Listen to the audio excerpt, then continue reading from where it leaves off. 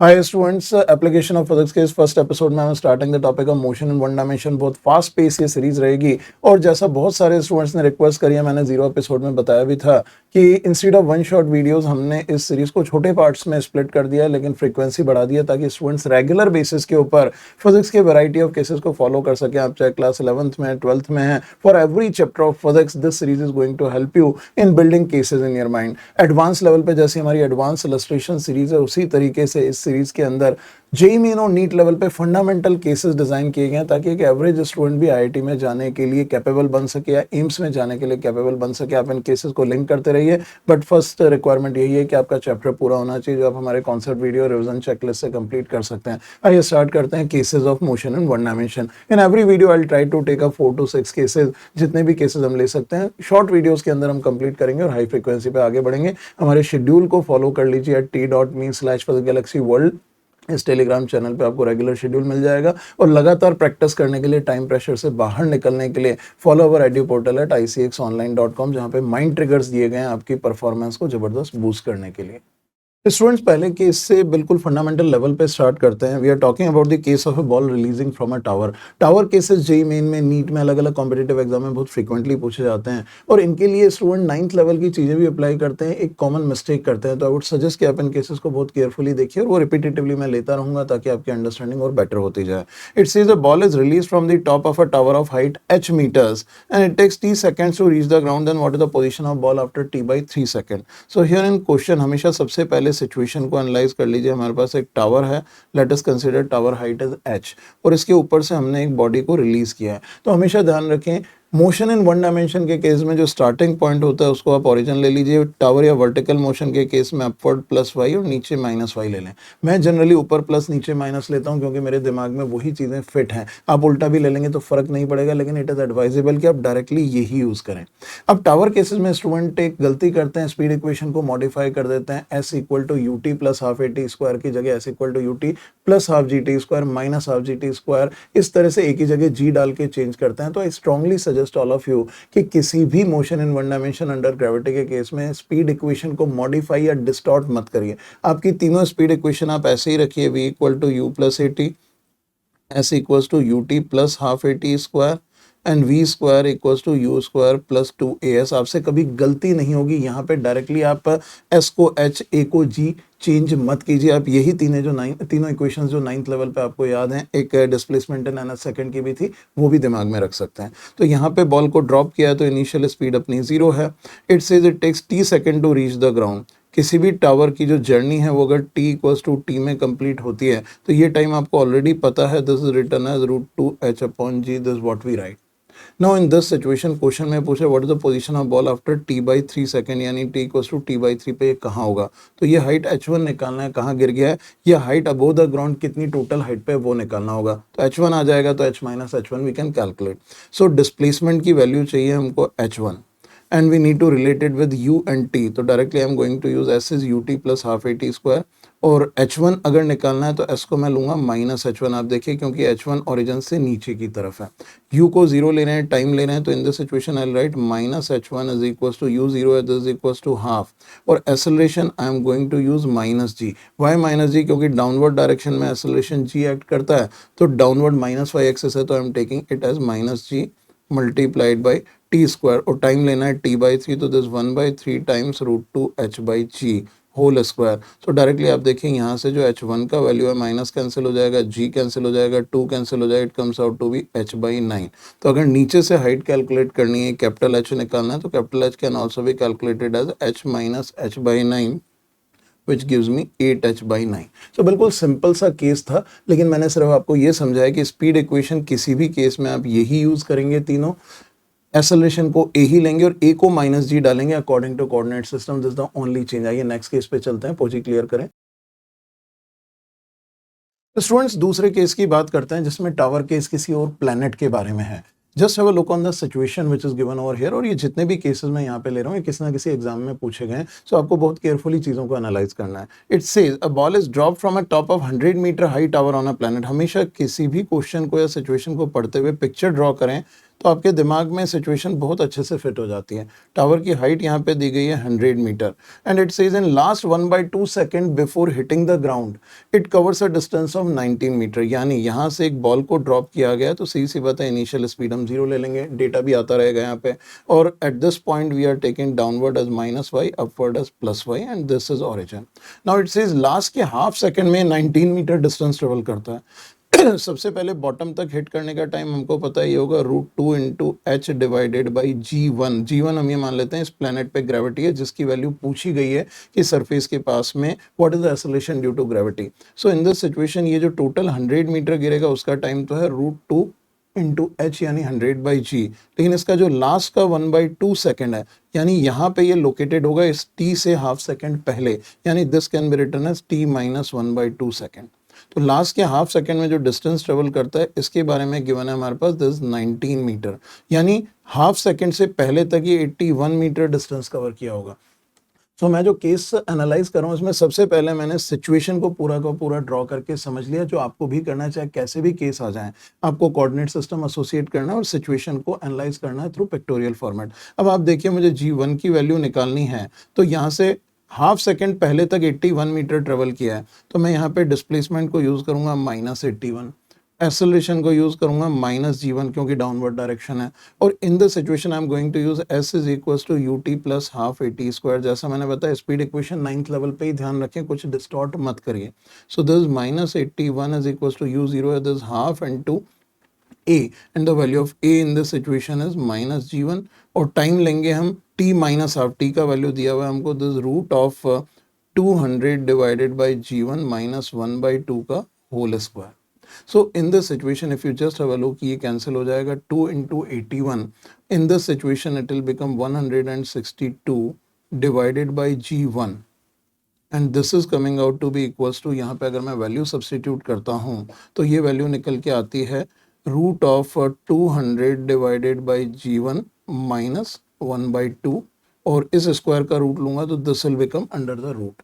सो अगर मैं यहाँ पे सिचुएशन को सॉल्व करने की कोशिश करता हूँ तो G1 का वैल्यू मेरे पास निकल के आ जाएगा। अगर मैं यहाँ पे सिचुएशन को सॉल्व करने की कोशिश करता हूँ विच इटसेल्फ इज एन आर्ट, तो आपको ध्यान रखना है कैसा भी केस हो कैसा भी क्वेश्चन हो, इस तरह की कैलकुलेशन देख के कई बार स्टूडेंट्स को घबराहट होती है कि अभी कैलकुलेशन होगी कैसे, तो यहाँ आपकी ऑब्जर्वेशन स्ट्रांग होनी चाहिए। देखिए 162 इज 81 इंटू 2, तो 81 का रूट आप बाहर निकालें 9√2/g, this comes out to be 100 का रूट बाहर आ जाता है तो 10√2/g -1/2। देखिए कितना सिंप्लीफाई हो गया हमारे पास ये calculation. If you take it on other side it comes out to be √2/g is equals to 1/2, square कर दीजिए तो G1, ये जो भी G1 है हमारे पास G1 का वैल्यू निकल के आ जाता है this equals to 8 metre per second square. So this what you are getting. So आपको सिर्फ ये ध्यान रखना है कि अगर आपकी ऑब्जर्वेशन स्ट्रॉन्ग है तो इस पॉइंट के बाद एक लाइन में कैलकुलेशन हो जाती है। इन मेनी केसेस आपकी calculation observation matters a lot in achieving the final result in examination hall। आइए आगे बढ़ते हैं नेक्स्ट केस पे, पोजी क्लियर करें।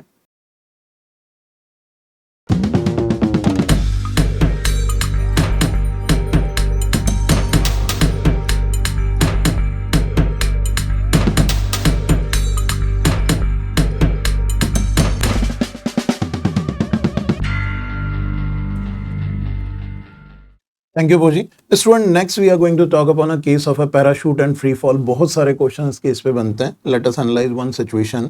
It says a parachutist after bailing out falls 50 meter without friction and when parachute opens it decelerates at 2 meter per second square and he reaches the ground with a speed of 3 meter per second। It is asking at what height did he bail out। So again यहाँ पे हम situation को analyse करते हैं। Situation का analysis दिमाग में चीज़ों को फिट करता जाएगा। तो एक हेलीकॉप्टर से पैराशूट बेल आउट करता है और मान लीजिए ये एक हेलीकॉप्टर है and in this situation parachutist यहाँ से निकलता है और ये नीचे गिरता है by distance of 50 metre without friction, यानी इसके ऊपर ना तो पैराशूट खुला है और ना ही यहाँ पे कोई एयर फ्रिक्शन है। तो it is in pure free fall motion, तो डाउनवर्ड जी होगा। तो स्टार्टिंग पॉइंट में ओरिजिन लूंगा, ऊपर +y नीचे -y जो हमेशा लेना ही है। 50 मीटर चलने के बाद पैराशूट ओपन हो जाता है और इसकी डी एसेलेरेशन आ जाता है, यहाँ पे acceleration equal to 2 metre per second square. So in this situation अब ये रिटार्ड होता हुआ नीचे आता है और ग्राउंड पे ये पहुंच जाता है as per given question at a speed of v is equals to 3 metre per second. अब आप देखिए यहाँ पे इनिशियल स्पीड तो 0 है और इस पॉइंट पे जो स्पीड होगी वो होगी से u। क्योंकि ये दो जर्नी का क्वेश्चन हो गया, जर्नी 1 जर्नी 2, हमेशा स्प्लिट जर्नी को सेपरेटली ही सॉल्व करें G1 G2, तो it is always making the solution easier. आप पहले G1 को एनालाइज कर लीजिए जिसमें U 0 है, S 50 मीटर दिया हुआ और फाइनल स्पीड U ले लेते हैं, तो फाइनल स्पीड U डायरेक्टली आप लिख सकते हैं दिस इक्वल्स टू √2GH। ये वाली वैल्यूज आप इसलिए टिप्स पे रख सकते हैं क्योंकि आपको पता है कि इनिशियल स्पीड 0 है, तो फाइनल वेलोसिटी आप डायरेक्टली इस एक्सप्रेशन से लिख सकते हैं, चाहे तो स्पीड इक्वेशन से निकाल लीजिए, एग्जाम में टाइम किल होगा। यूँ हमारे पास डायरेक्टली वैल्यू निकल के आती है 2 × 10 मल्टीप्लाइड बाई 50, तो this comes out to be √1000, तो यू का वैल्यू हमारे पास आ जाता है इन this situation 10√10 metre per second. So this the initial speed for journey 2। तो जर्नी 1 का इतना ही काम था, स्पीड आ गई। अब जर्नी 2 के अंदर अगर मैं स्पीड लूंगा तो यू को लूंगा -10√10 metre per second, because downward direction is taken as -y direction. In this situation displacement अगर देखेंगे तो I am going to take up -h, अगर ये h हाइट है तो, और in this situation final velocity I am going to take up -3 metre per second, क्योंकि question में गिवन है और हमसे ये पूछा गया है कितनी हाइट पे बेल आउट हुआ, तो यहाँ से h आ जाएगा। तो इस जर्नी 2 पे आप अप्लाई कीजिए v² is u² + 2as। Acceleration as we already discuss हम -g ही लेंगे, तो v² is 9, u² will be, it will be in this situation becoming 1000 and plus 2 into a का वैल्यू, सेकेंड जर्नी की बात हो रही है, this going to be taken as +2 metre per second square, क्योंकि अपवर्ड डायरेक्शन में 2 है, तो it will be +2 and as we are going to take up -h, क्योंकि डाउनवर्ड मूव कर रहा है। So in the situation it is 9 is equals to 1000 - 4h। So यहाँ पे h का वैल्यू आ जाता है हमारे पास, this 1000 - 9 is 991 divided by 4, and the value you can directly write in this situation as 247.75 meter। as we have got the value of h, तो maximum height of bailing out directly आप लिख सकते हैं, height at which bail out is written as 247.75 plus 50. This gives us 297.75 meter. That's the result of this question. That's what you need to keep in mind. So आप थोड़ा सा carefully देखेंगे तो बहुत इजीली सारे के सारे केसेस यहाँ पे हैंडल होते हैं। आइए आगे बढ़ते हैं, पोजी क्लियर करें। थैंक यू पोजी। स्टूडेंट नेक्स्ट केस हम बात करेंगे food packet dropping from a helicopter. एक हेलीकॉप्टर से अगर फूड पैकेट ड्रॉप किया जाता है, बहुत सारी सिचुएशंस बनती हैं। Let's have a look on this कि कैसे एनालाइज करना है and how this is to be dealt with. It says a helicopter rises from rest on ground vertically upward with a constant acceleration g। So here in situation we can analyse कि ground से एक helicopter rise कर रहा है with upward acceleration equal to g।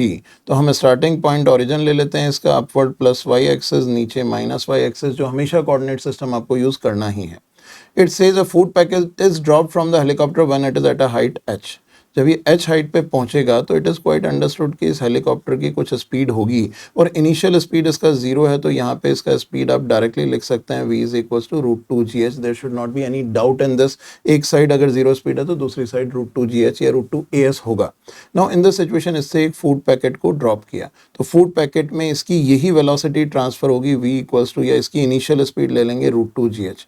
Why it is so? The case you should have in mind कि जब भी कोई चलती हुई बॉडी से कोई बॉडी को अलग किया जाता है तो चलती हुई बॉडी की वेलोसिटी जो डिटैच हो रही है बॉडी उसमें ट्रांसफर हो जाती है, लेकिन कभी भी चलती हुई बॉडी का एक्सेलरेशन ट्रांसफर नहीं होता, because acceleration is caused by an external force, और फोर्स और जो ओरिजिनल चल रही है बॉडी उस पर लग रहा है, जो अलग हुई है उसके ऊपर नहीं लग रहा है। दैट मीन्स एक्सेलरेशन कभी ट्रांसफर नहीं होता, लेकिन वेलोसिटी एज इट इज उस बॉडी में आ जाएगी जो अलग हुई है। That's what we did over here. Food packet में वही वेलोसिटी होगी जो इस हेलीकॉप्टर में है। This will be taken as its initial velocity. Now it is saying the time taken by this packet to reach the ground is close to, तो ये packet actually अब ऊपर जाएगा और फाइनली यहाँ ग्राउंड पे हिट करेगा। तो अब आप स्टार्टिंग पॉइंट से बॉटम तक इसके ऊपर स्पीड इक्वेशन लगाइए। तो पहले मोशन पैरामीटर्स ले लेते हैं। जब ये गिर रहा है तो इसका एक्सेलरेशन नीचे g है, सो यहाँ पे मैं इसका एक्सेलरेशन लूँगा -g। डिस्प्लेसमेंट मैं लूँगा -h, क्योंकि डाउनवर्ड डायरेक्शन में डिस्प्लेस कर रहे हैं। इनिशियल स्पीड लेंगे +√2gh, क्योंकि it is in +y direction. आपको कुछ सोचने की जरूरत नहीं है, इसको अब स्प्लिट जर्नी मत बनाइए, आपका टाइम किल होगा, तो that will waste your time in calculation. So it is good to directly use these parameters and time की कैलकुलेशन करनी है, कितना टाइम लगा, तो you can write down the speed equation S is equal to ut plus half at square. When you substitute the values, this gives you -h is equals to, this is √2gh into t, and a is taken as minus g. So this is here minus half g t square. So this a quadratic equation. हमको time calculate करना है तो directly यहाँ पे आप time की value निकाल सकते हैं. पहले क्वाड्रेटिक को रीअरेंज कर लीजिए, सिंप्लीफाइड कर लीजिए, अदरवाइज कैलकुलेशन थोड़ी टीडियस हो जाती है. तो यहाँ पे दिस कैन बी रिटन, इसको g/2 से डिवाइड कर दें. So this t square minus this twice of root 2h by g into t, and here it is minus 2h by g is equals to 0. So this is a simplified quadratic equation. तो यहाँ पे मैं इसको solve कर लेता हूँ quadratic equation को and see what we are getting. So directly धराचार्य से हम निकाल सकते हैं. धराचार्य rule gives t is minus b, this is 1/2 times minus b is twice of root 2h by g plus minus of root of b square is 8h by g, b square minus 4ac, so this will be plus 4 times this is again 8h by g. See what we are getting in this situation is this gives us, this 2 gets cancelled out, this is root 2 times root h by g plus minus यहाँ पे this is 16h by g, so this becomes 4 divided by 2 times root h by g. So this gives us t is equals to 2 plus root 2 because negative time is not allowed to be considered. This is 2 plus root 2 times h by g. So that's the answer to this question. अब देखें calculation को बहुत Fairlie और comfortably handle करना है. यहाँ पे देखने में क्वाड्रेटिक टीडियस होती है, देखते ही कई बार स्टूडेंट्स एग्जामिनेशन हॉल में डिप्रेस हो जाते हैं, यार ये क्या क्वाड्रेटिक है, कैसे सॉल्व होगा. अब देखिए कैलकुलेशन पार्ट बहुत मैटर करता है. प्रीवियस केसेस में भी मैंने बात करी, जो कैलकुलेशन पार्ट है it helps you in analysing lot many things. तो आपको बहुत केयरफुल रहना है कैलकुलेशन के लिए. सो अपकमिंग एपिसोड्स में भी मैं बातें करता रहूंगा इन्हीं केसेस के बारे में, इसी तरह के मल्टीपल केसेस में. यू शुड स्टे ट्यून और डेली बेसिस पे इस सीरीज को फॉलो करते रहिए. जो एप्लीकेशन ऑफ फिजिक्स हम बात करें हर चैप्टर के इतने हम केसेस लेंगे कि आपके हर केस के ऊपर जो चीजें हैं वो दिमाग में फिट होती जाएंगी. आपको बस थोड़ा सा टाइम डेली देना है और देखिए आपके एप्लीकेशन किस लेवल पे स्ट्रांग होते हैं. ईओपी की नोट्स आप अलग से बनाते रहिए, सारे केसेस को नोट डाउन करते रहिए और रेगुलर बेसिस पे इनको रिवाइज करते रहिएगा. Wish you all the best.